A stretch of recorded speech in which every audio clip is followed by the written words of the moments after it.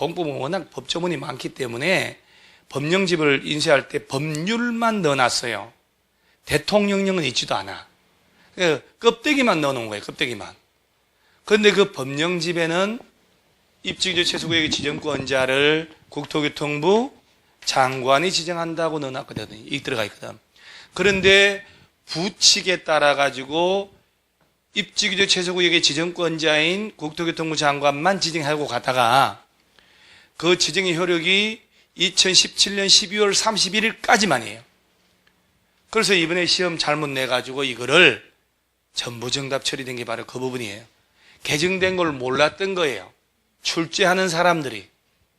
근데 학원 강사들은 개정된 걸 알고 바뀐 걸로 계속 강의를 하는데 정작 출제한 사람들은 그걸 워낙 공법은 법조문이 많기 때문에 부칙에 따라서 바뀐 건 상상도 못했거든요.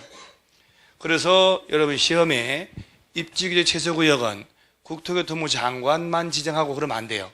도시군관리계획의 결정권자, 시장군수 제외한 시도지사나 대도시시장이나 그 국토교통부 장관이 그러면서 요 입지기재 최소구역의 지정 대상이 5가지가 있는데 그걸 이번 시험에 그대로 낸 겁니다. 그대로.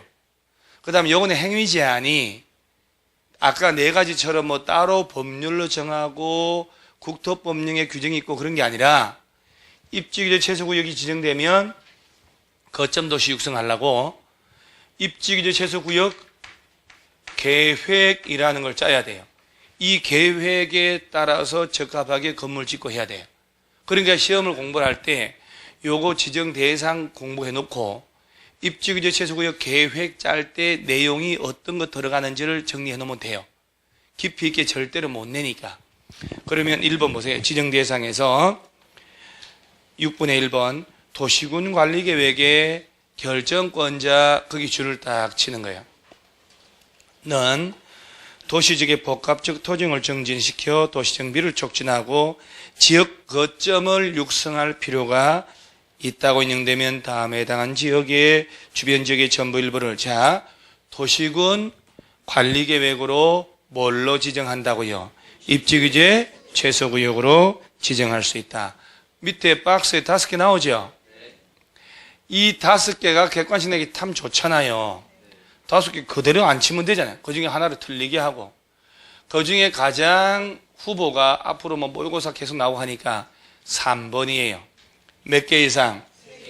3개 이상 노선이 교차하는 대중교통 결절지로부터 몇 킬로 이내? 뭐 이걸 2개 이상으로 뭐 3km로 바꾸고 생 난립니다. 문제 나올 때 보면.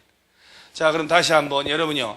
자, 입지규제 최소구역 지정 대상인데 틀린 걸로 시오 했는데 딱 보니까 3개 이상 1km 이게 맞아. 그럼 얘는 틀리게 손 안 봤다는 얘기지. 그럼 이제 1번이에요. 도시군 기본계획에 따른 도심, 부도심, 생활권 중심 지역이란 말 나오잖아요. 도시군 관리계획에 따른이라고 돼 있죠. 그렇게 바꾼다 이 말이에요. 도시군 기본계획 동그라미 하는 거예요. 도심, 부도심은 틀리게 안 하니까. 그런데 보니까 3개 이상 노선이 교차하는 대중교통 결절지 1km도 있고 도시군 기본계획에 따른도 들어갔잖아요. 그러면 그 다음에는 4번이 답일 확률이 제일 높은 거예요. 도시정비법에 따른 노후불량 건축물 밀집한 주거지역 동그라미, 공업지역 동그라미. 그래서 아까 왜 영동포역 뒤로 가면 노후된 주거지역이 있고 앞에 공장도 있다고 그랬잖아요. 서울특별시에도 공장들이 저렇게 다 있어요. 저거는 준공업지역으로 지정하는 거거든. 자, 우리 공업지역은 종류가 몇 가지가 있을까요? 전용공업, 일반공업, 준공업. 그 중에 중화공장이나 공해성 공업을 수용하는 데가 전용공업. 환경을 저해하지 않는 공업에 주의한 게 일반. 경공업 그 밖에 주거, 상업, 업무 기능을 보완할 때 준공업. 그러니까 영동포역 주변에 보면 공장들도 있고 노후된 주택들도 많고 대중교통도 거리 다 모이고 얘네들을 주로 딱 지정하는 거예요. 자, 그럼 보세요. 5개 중에 3개 이상 1km. 도시군 기본계획 1번 그러죠.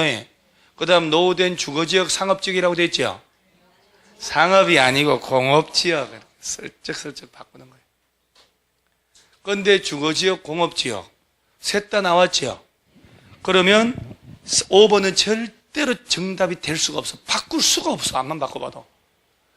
그래서 5번 보면 철도, 역사, 터미널, 항만, 청사 등 기반시설 중에 지역 거점 역할을 수행하는 시설을 중심으로 주변 지역을 집중적으로 정비하려고. 집중적으로 정비 안 하려고. 이렇게 할 수는 없잖아요. 그래서 이번 29회 시험에 나온 거는 의외로 허를 찔러서 2번 있죠, 2번. 세상에 어떻게 그런 단어를 만들었나 몰라? 도시재생 활성화 지원에 관한 특별법에 따른 자, 도시재생 활성화 지역 중에 도시경제 기반형 활성화 계획을 짠대요. 저도 이런 거 처음 들어봤어요. 무슨 계획 짠대요? 그런데 이번 29회 시험에 있잖아요. 도시경제 기반형 활성화 계획이란 말 나왔잖아요. 얘를 왼쪽에 지문 봐봐요. 근린 재생형 활성화 계획 수립한다고 그렇게 말다는 계획을 바꿔서 정답 처리한 거예요. 틀린 거 골라봐라. 어찌 흉악한지. 그러니까 이제 무슨 얘기인지 이해가죠, 이제. 문제 유형이 그렇다 이 말이에요. 그러니까 막연하게 줄쳐서 공부하려고 그러면 공법의 양이 끝도 한도 없게 돼요. 그래서 이번 시험에서 2번 지문을 틀리게 해서 냈기 때문에 당분간 시험 낼 때 2번은 절대로 안 내겠지. 왜냐하면 기출문제를 다 공부한다는 사실을 알기 때문에. 여러분 학생들이 재수한 사람들하고 얘기 들어보면요. 뭔 얘기를 하냐면 나 공법 모의고사 볼 때 75점, 80점 나왔는데 실제는 50점도 안 나왔어요. 이렇게 얘기해요. 그 모의고사 9월달 보면 70점 다 나옵니다. 왜? 기출문제, 문제 다 수업 시간에 풀어준 걸 모의고사 내니까. 근데 실전에서는 기존에 출제된 거하고 형식이 다른 걸 30% 정도 냅니다. 검토 안 할까? 출제위원들이 그러죠. 낯선 문제를 다 낸단 말이에요. 감안을 해야 되거든요. 그래서 저는 항상 얘기해요. 여러분들이 마지막 모의고사 제일 잘 나온 모의고사에서 공법은 실전에 가면 20점 빼라. 그 여러분들의 점수다 이렇게 냉정하게 얘기합니다.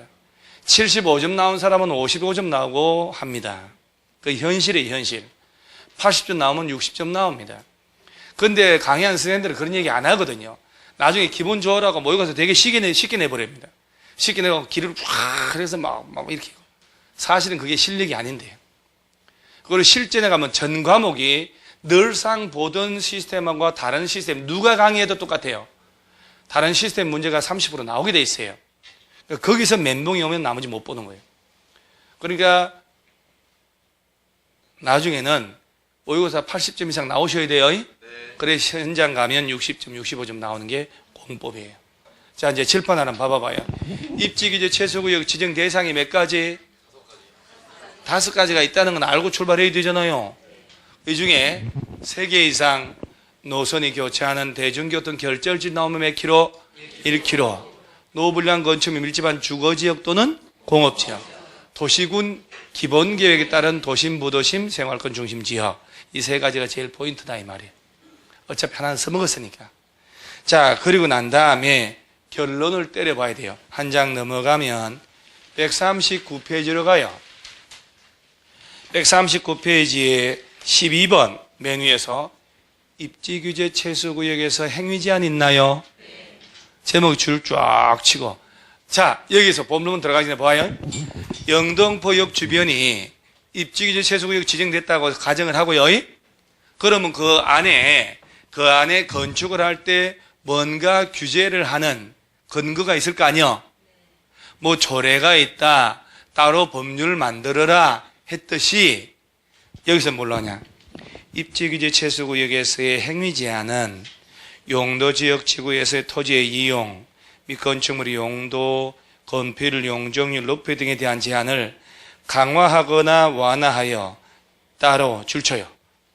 뭘로 정한다? 뭐 조례로 정한다, 따로 법률로 정한다 이렇게 냅니다. 틀려버려요. 입지규제 최소구역 계획으로 정한다 이 말.